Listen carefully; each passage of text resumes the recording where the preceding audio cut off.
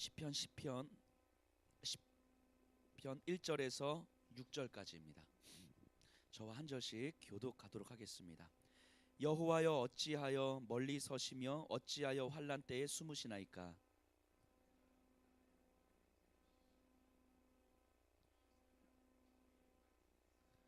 악인은 그의 마음의 욕심을 자랑하며 탐욕을 부리는 자는 여호와를 배반하여 멸시하나이다.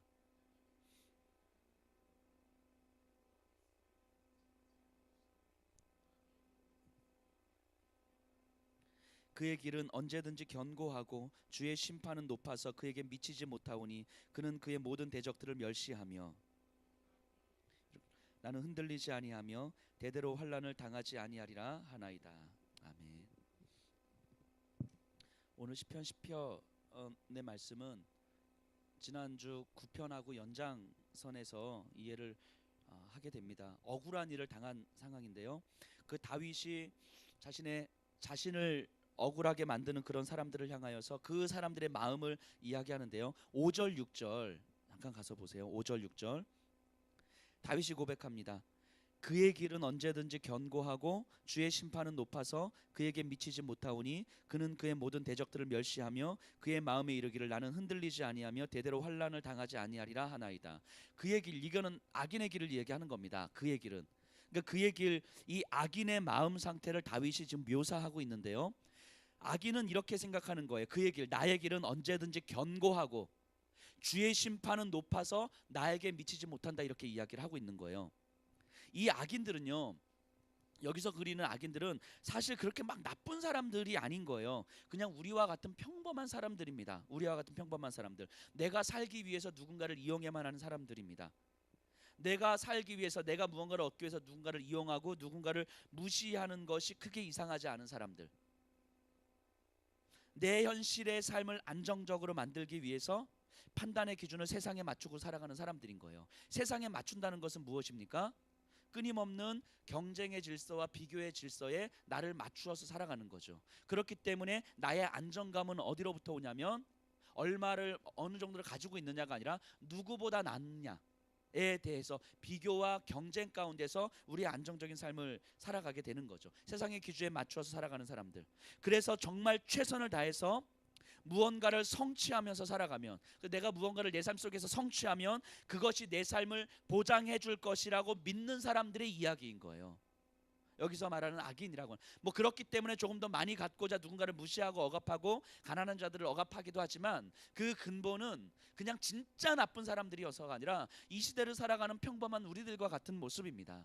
그래서 그 근본은 내가 이 땅에서 최선을 다하면서 내가 하고 싶은 모든 것들을 하면서 살아가면서 내가 무언가를 성취하면 그 삶이 나의 삶을 보장해 줄 것이라고 믿는 그런 사람들, 내가 조금 더 열심히 해서 돈을 벌면, 내가 하고 싶은 일을 하면, 내가 조금만 더 쉬면 마치 그것이 내 삶을 보장해 줄 거라고 생각하는 그런 사람들, 그렇기 때문에 그런 삶을 추구하는 사람들인 거죠.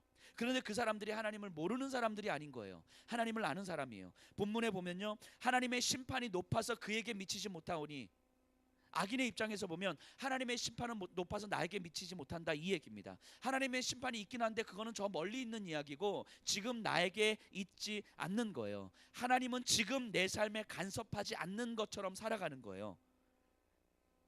그 하나님을 아는 우리들도 때로는 그렇게 살지 않습니까? 하나님이 지금 내 삶에는 간섭하지 않은 것처럼 내가 원하는 방식으로 살아가는 거잖아요. 하나님은 계시고 하나님은 분명히 간섭하시고 주권이 있으신 분이고 영원히 통치하시고 심판을 하시는 분이라는 걸 알지만 적어도 지금은 하나님은 내 삶에 간섭하지 않는 것처럼 내가 원하고 내가 하고 싶은 걸 선택하면서 살아가는 삶. 그러니까 이게 이 마음인 거예요. 하나님의 심판은 높아서 나에게 미치지 못한다. 그걸 알지만 적어도 지금 선택하는 기준은 나인 거죠, 나. 그래서 내가 잘 살게 되고 좋은 길이 열리게 되면, 그러면서 이제 그때 하나님의 이름을 부르는 거죠. 하나님의 은혜를 주셔서 이렇게 된 겁니다 라고 하는, 내가 원하는 대로 했음에도 불구하고 뭐가 잘 되면 하나님께서 하셨죠, 마치 믿음이 있는 것처럼 이야기하는 거죠. 우리 그런 이야기들 많이 하지 않습니까? 그냥 우리가 생각하는 하나님은 그런 하나님 아니세요? 그냥 나는 내가 원하는 대로 살아가요. 크게 나쁜 짓을 한 거 아니에요. 하지만 그냥 내가 하고 싶은 걸 하면 살아가요. 그럼에도 불구하고 뭔가 이렇게 잘 되는 것 같으면 하나님께서 은혜를 주다, 너 괜찮아, 잘 살아가고 있는 거야 라고 말씀해 주시는 그런 하나님으로 우리는 믿고 있지 않습니까? 내가 하고 싶은 거 다 하면서 마치 하나님 그 모든 것들을 다 받아주시면서 괜찮아, 너 잘하고 있는 거야 라고 말씀해 주시기를 원하는 그런 하나님. 내 삶의 기준이 하나님의 말씀이 아닌데도 불구하고 뭔가 하나님의 말씀은 내 귀를 울려서 머릿속에 하나님의 말씀이 많이 있지만 실제 무언가를 선택할 때에는 그 하나님의 말씀이 아니라 내 경험과 내 원하는 바를 선택하면서 하나님의 말씀이 정말 내 기준이 아니고 머릿속에만 맴돌고 있는 기준이 말씀이 아님에도 불구하고 뭔가 일이 잘 풀렸을 때는 하나님께서 은혜를 주셔서 이렇게 잘 풀렸어요 라고 말하는 그런 모습들, 그런 이야기들 하지 않습니까? 내 삶이 하나님의 마음과 상관없이 한 주간을 살아왔음에도 불구하고 하나님께서 지난 한 주간 잘 지켜주셨어요 라고 말하는 그런 모습들. 마치 우스갯소리지만 버스를 탔는데 돈이 없어요. 어떡하지 않는데 버스 운전사가 못 받습니다. 그냥 지나왔어요. 그러면서 아멘 하나님 감사합니다. 이게 감사의 고백인가요? 내 버스 버스 돈 안 내고 타는 걸 기사 아저씨가 못 봐서 정말 무사히 버스를 타고 온 게 정말 감사한 일입니까? 하나님께서 지켜주셔서 그렇게 된 거예요. 근데 우리는 그렇게 생각하는 거 아니에요? 우리의 삶을 지난 한 주간 하나님과 상관없이 우리가 원하는 데서 살아왔음에도 불구하고 주일날 교회 왔을 때 지난 한 주간 하나님께서 지켜주셨어요. 이거 아니에요? 버스비 안 내고 탔는데 버스 기사가 못 봐가지고 감사합니다 아멘, 이거 똑같은 거 아니에요? 내가 원하는 대로 살았음에도 불구하고 내 삶을 기준으로 하나님의 말씀이 아니라 내가 원하는 걸 선택하고 내 마음이 기준인 삶을 선택하고 왔음에도 불구하고 뭐가 잘 풀리면 하나님께서 내 삶을 열어주시는 것 같아요. 내 길을 열어주신 것 같아요. 이런 사람을 만나게 해주시니까 진짜 하나님께서 만나게 해주시는 것 같아요. 내 마음대로 선택해놓고서 마치 거기에 하나님의 이름을 붙여가지고 마치 하나님께서 나에게 이 길을 열어주신 것처럼 우리 이런 고백 많이 하고 있지 않습니까? 물론 하나님은 우리의 어떠함과 상관없이 우리를 지켜주시는 분이시면 맞습니다. 하나님 분명히 지켜주시는 거예요. 하지만 그럼에도 불구하고 이런 식의 고백은 우리에게 너무 위험한 거죠. 너무너무 위험한 거죠. 우리에게 정말 이런 식의 고백들 있지 않습니까? 미신과 신앙의 차이가 뭔지 아세요? 미신과 신앙의 차이. 내 원하는 바대로 살아가면서 내 마음의 위로와 평안을 위해서 하나님이 필요한 거예요. 그게 미신이죠. 내 원하는 대로 살아가면서 내 마음과 내 평안을 위해서 하나님이 필요한 거예요. 그러니까 하나님이 나에게 맞추어 주셔야 되는 거예요. 하나님이. 그래서 내 삶을 열어주셔야 되는 거예요. 그래서 내가 원하지 않는 바가 내 상황 속에서 열려지면은 혼란스럽고 염려가 가득해지게 되는 거예요. 왜냐하면 머릿속에는 하나님의 말씀이 있거든요. 내 머릿속에 들은 말씀이 있으니까 머릿속에는 하나님의 말씀이 있어요. 마치 나는 하나님의 말씀을 잘 알고 있는 것처럼 맨날 큐티하면서 하나님의 말씀, 내가 큐티하면서 하나님과 교제하고 동행하는 것처럼 살아가지만 내가 원하는 방식으로 상황이 펼쳐지지 않으면 하나님께서 왜 그러시지? 하나님께서 왜 나에게 이런 상황을 허락하시지? 혼란스러운 거예요. 그럼 내가 어떻게 해야 되지? 그러면서 불안함과 염려함으로 조급함으로 내 마음이 움직이면서 무언가를 선택하게 되는 거죠. 이게 미신이에요. 미신. 하나님이 나에게 맞추어 주셔야 되는 거예요. 내 선택을 지지해 주셔야 되는 것이고 내 마음대로 선택했음에도 불구하고 내 마음의 위로를 주셔야 되는 거예요. 그게 미신이죠.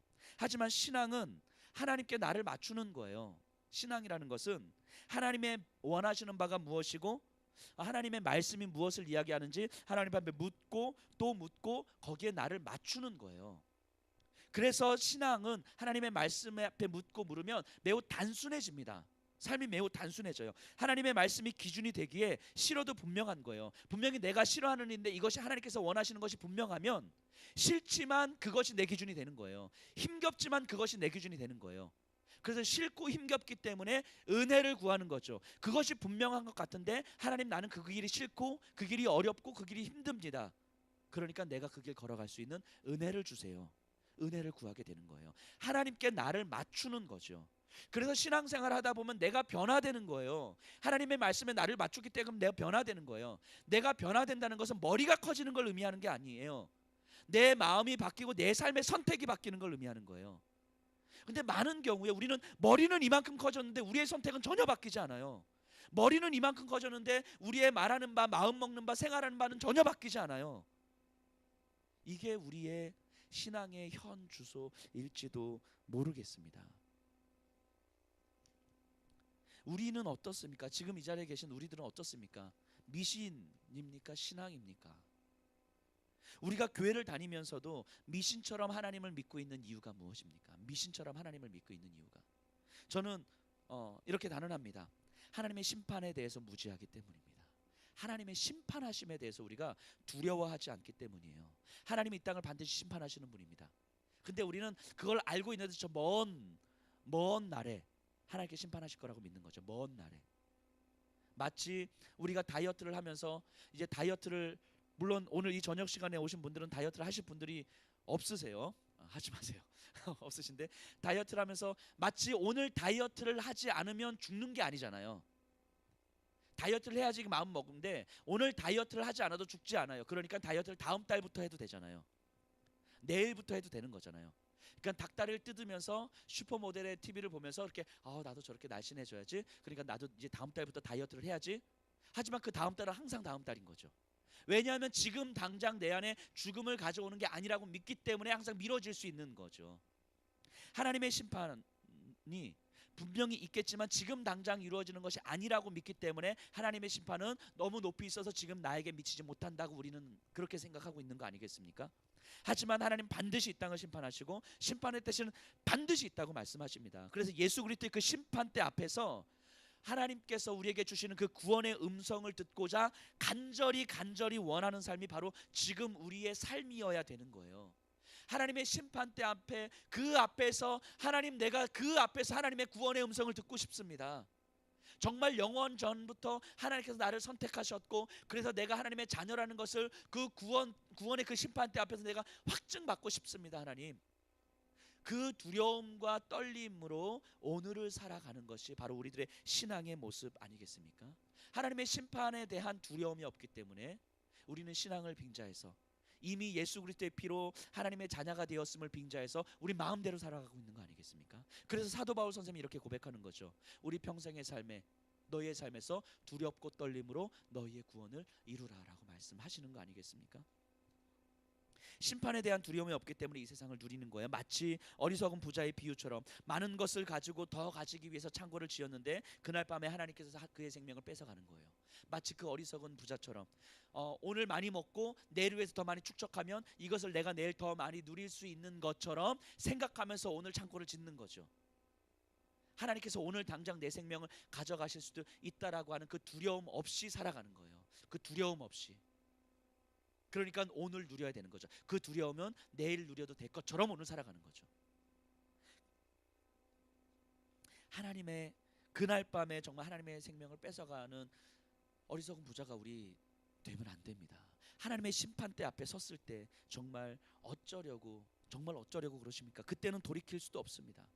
그래서 하나님을 두려워함 없이 살아가는 건 내가 오늘 죽을 수도 있는 삶을 살아가는데 그것도 인식하지 못한 채 살아가는 거하고 똑같은 거예요. 하나님의 심판대 앞에서 정말 돌이킬 수 없는 그 하나님의 심판대 앞에서 이루어질 그 하나님의 심판의 그 처절함을, 그렇기 때문에 예수 그리스도께서 십자가에서 미리 우리를 대신해서 경험해 주신 거잖아요. 그래서 우리에게 하나님의 심판의 그 처절함을 우리에게 미리 보여주신 거잖아요. 그래서 그 심판에 대한 두려움으로 오늘을 살아가라고 이미 하나님께서 우리에게 보여주신 거잖아요. 근데 어느 순간 우리는 그 두려움 없이 그냥 오늘을 살아가게 되는 거 아닙니까? 오늘날 우리들의 복음이 점점 값싸지는 이유가 무엇입니까? 바로 이것 때문 아닙니까? 복음이 값싸지는 이유가, 복음이 마치 그냥 거저 얻은 것처럼 그렇게 살아가는 이유가, 그래서 복음에 대한 어떤 무게감 없이 살아가는 이유가, 그래서 복음이 값싸지기 때문에 그리스도인들의 삶이 이렇게 얄팍해지는 이유가 심판에 대한 두려움이 없기 때문 아니겠습니까? 예수 그리스도의 심판에 대한 두려움이 있다면 적어도 오늘 지금처럼 살면 안 되는 거죠. 그 두려움이 있다면 오늘 밤에도 내 생명을 가져가실 수 있는 분이 하나님이시고 영원한 하나님의 심판 앞에서 나를 심판하실 그 하나님에 대한 두려움을 갖고 살아간다면 적어도 오늘 하루 살아왔던 것처럼 살면 안 되는 거잖아요. 긴장감을 가지고 하나님을 두려워하면서 오늘 지금 내가 이 사람을 만날 때 어떻게 만나야 되겠습니까? 오늘 하루 한 1분 1초를 내가 어떻게 살아야 되겠습니까? 내가 지금 이것을 하려고 취하고자 하는데 이것을 내가 취하면서 살아가는 게 맞습니까? 아닙니까? 정말 하나님 앞에 두려움 가운데 물어가면서 살아가야 되는 거죠. 그랬을 때 복음이 우리를 지배하는 삶이 되는 거 아니겠습니까? 예수님을 향한 두려움으로 깨어 있어야 하는 거예요. 지금은 바빠서 안 되고, 지금은 우리 아이들 챙겨서 안 되고, 지금은 몸이 안 좋아서 안 되고, 지금은 이래서 안 되고, 지금은 저래서 안 되고, 지금은 이걸 해야 되고 저걸 해야 되고, 정말 어쩌려고 어쩌자고 우리 정말 그렇게 살아가시겠습니까? 오늘 시편 17절 18절에 보면요, 이렇게 말씀하십니다. 여호와여, 주는 겸손한 자의 소원을 들으셨사오니 그들의 마음을 준비하시며 귀를 기울여 들으시고 고아와 압제당하는 자를 위하여 심판하사 세상에 속한 자가 다시는 위협하지 못하게 하시리이다. 겸손한 자의 소원을 들어주신다 하셨습니다. 겸손한 자의 소원. 하나님을 두려워하겠습니다. 하나님의 심판 앞에 두려움으로 떨겠습니다. 그러니 하나님, 오늘 하루 내가 무엇을 선택하면서 어떻게 살아가야 되겠습니까? 하나님의 말씀을 들을 수 있는 마음을 구하는 자가 겸손한 자 아니겠습니까? 아침에 일어나서 하나님, 오늘 내가 수많은 사람들을 만날 것이고 수많은 선택을 할 텐데 하나님, 내가 어떤 마음으로 어떻게 선택을 해야 되겠습니까? 하나님 앞에 두렵고 떨린 가운데 물어볼 수 있는 자가 겸손한 자 아니겠습니까? 왜냐하면 하나님께서 주시는 그 마음과 하나님 주시는 그 말씀이 나에게 가장 중요하기 때문인 거예요. 그것보다 더 중요한 것이 없기 때문인 거예요. 그 마음으로 오늘을 살아가야 되는 거 아니겠습니까? 어떤 여학생이 우리 유영광 전도사님 같이 멋진 사람을 2년 동안 쫓아다닌 거예요. 2년 동안 정말 막 쫓아다닌 거예요. 얘가 적절하지 않았나요?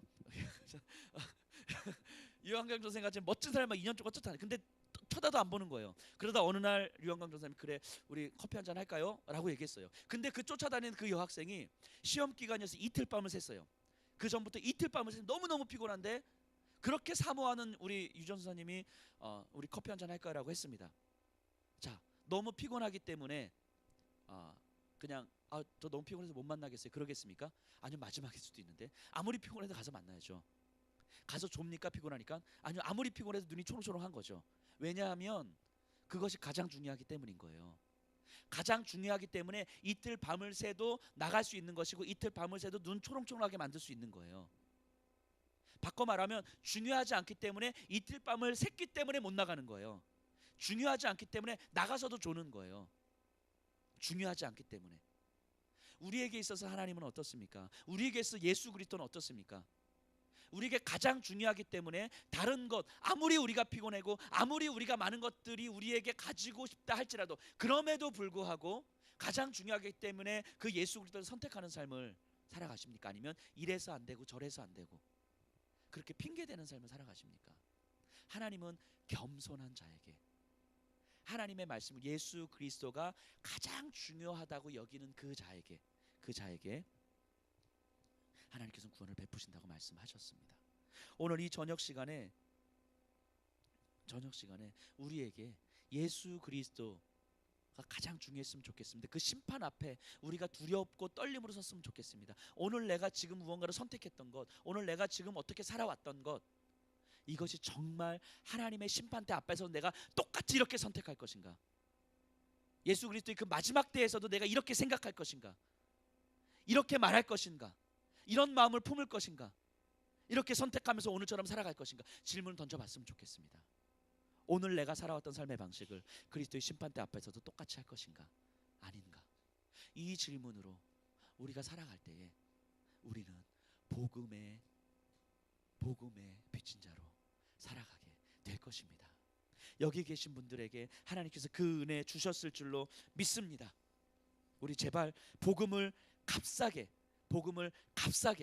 살아가지 마십시다.